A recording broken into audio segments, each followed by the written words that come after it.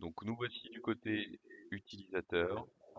Donc si on regarde un petit peu comment ça se présente pour lui, donc typiquement il voit la même chose que ce qu'on voyait côté prof. La différence fondamentale, c'est qu'il n'a pas accès aux outils d'édition. Donc pas la possibilité de changer la présentation.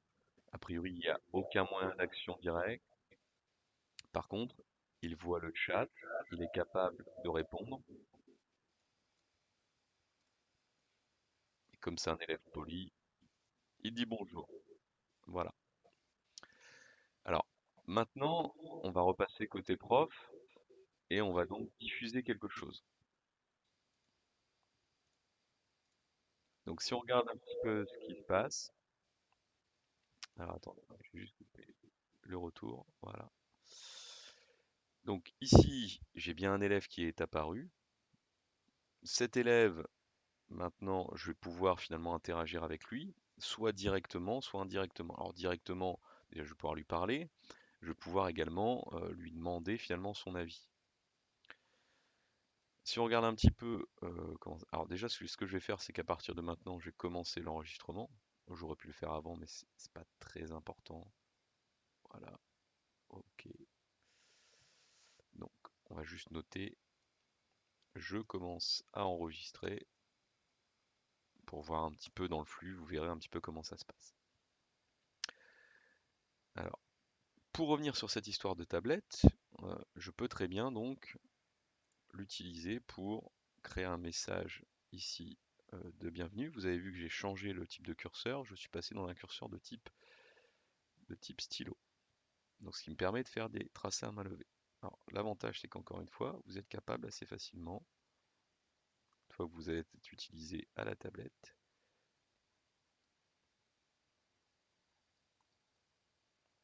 bonjour à tous. Vous pouvez également créer des lignes. Hop, vous pouvez changer de couleur. Hop, donc voilà.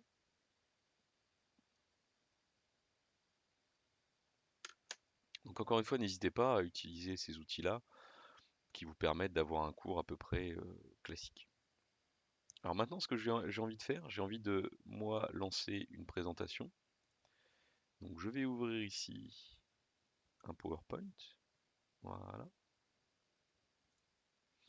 Et ce que je vais faire, c'est que je vais le partager. Donc on va voir un petit peu ce que ça donne.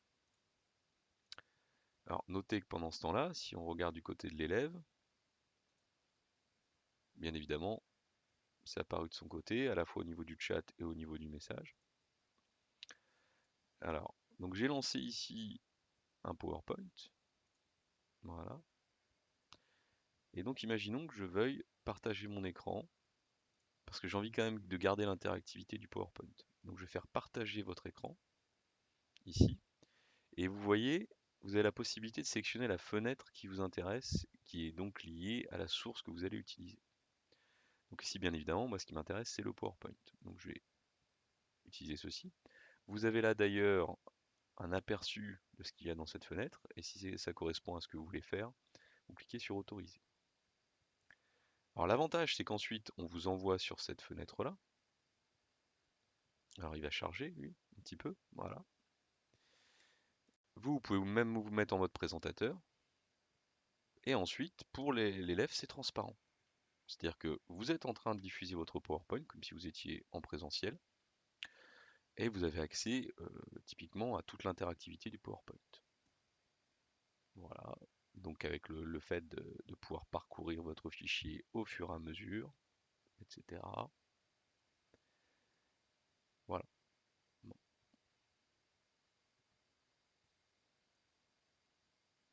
Donc voilà pour la partie finalement partage d'écran.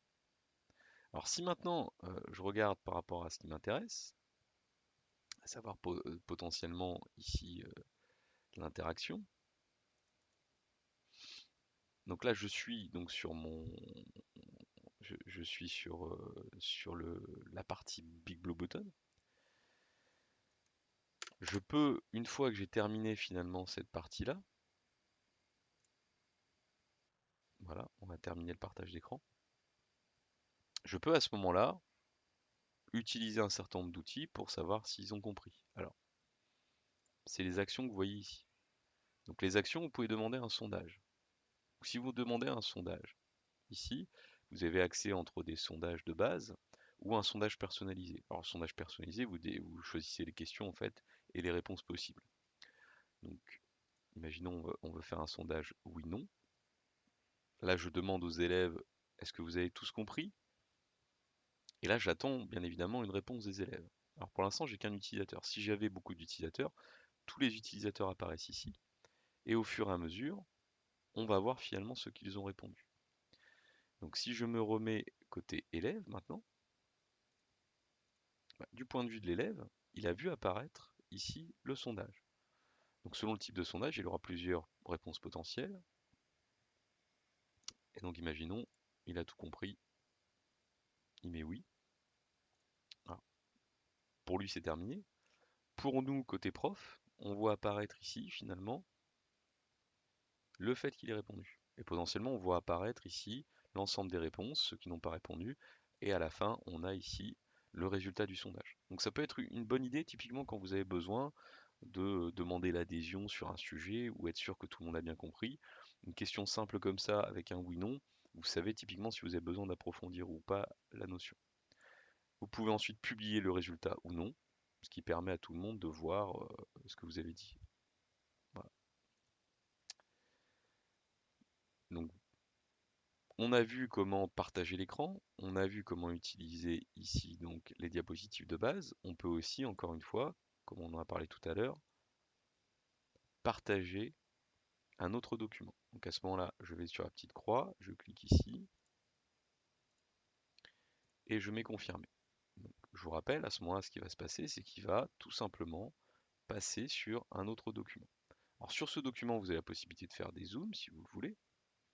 Vous avez un lecteur PDF intégré tout simplement. Vous pouvez également mettre la présentation en plein écran pour un peu plus de visibilité.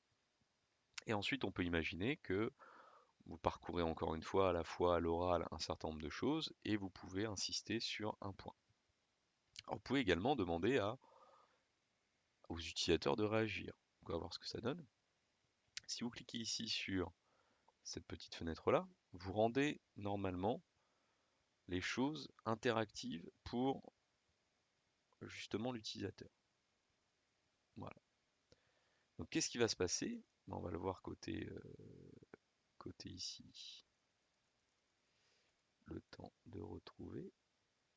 Alors voilà, côté élève. Pour l'élève, il a accès maintenant finalement à la possibilité d'interagir avec ceci.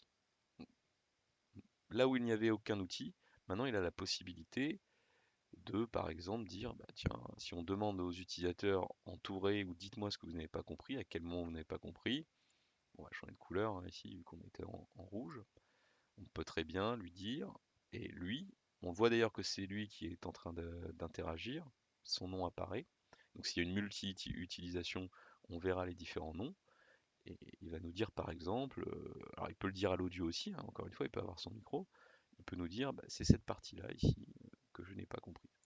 Voilà. Et on peut revenir encore une fois là-dessus. Alors, bien évidemment, il a la possibilité aussi, parce qu'on, et uniquement parce qu'on l'a décidé, de télécharger la présentation originale. Donc, il va arriver à ce moment-là sur une fenêtre qui va l'inviter à télécharger la présentation. Donc encore une fois, vous pouvez autoriser le téléchargement à la volée. On va revenir sur notre interface donc de conférencier et on va donc quitter ce plein écran.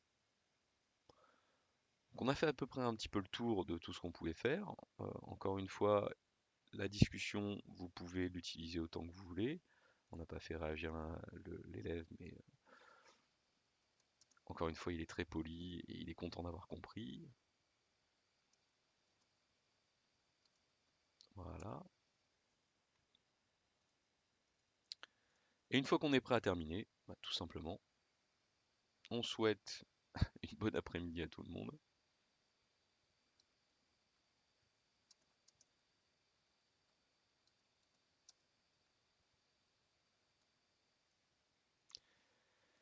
Et on peut quitter la conférence. Voilà. Donc, pour quitter la conférence, tout simplement, vous cliquez ici. Vous n'oubliez pas, si vous voulez, parce que, encore une fois, l'enregistrement tourne. Là, si vous voulez arrêter l'enregistrement, faites-le avant de sortir de la conférence. Sinon, il va potentiellement continuer. Donc, êtes-vous sûr de vouloir mettre l'enregistrement en pause? Oui. Et maintenant, vous pouvez quitter la session. Voilà. Donc, vous quittez la session ici. Et nous revoici sur cette interface-là. Alors, si maintenant je regarde sur cette interface-là, il y a un spectateur. Pourquoi? Parce que bien évidemment, le modérateur n'est plus là, mais le spectateur, notre élève, est encore là. Alors, je peux terminer la session. Alors, si je termine la session, bien évidemment, si on regarde ce qui se passe du côté de l'élève, la session est terminée, donc il s'est fait éjecter ni plus ni moins en fait que de cette session. Alors ce qui va être intéressant pour nous,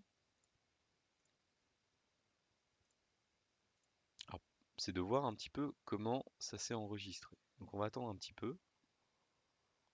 Normalement, il y a un petit délai. Sinon, on refera une autre vidéo sur le sujet.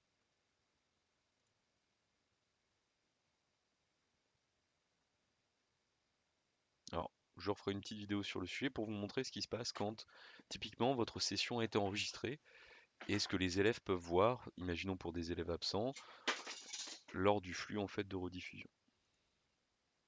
Voilà, on va s'arrêter là donc pour ce tutoriel sur le BBB, donc les conférences via Moodle. Merci à vous.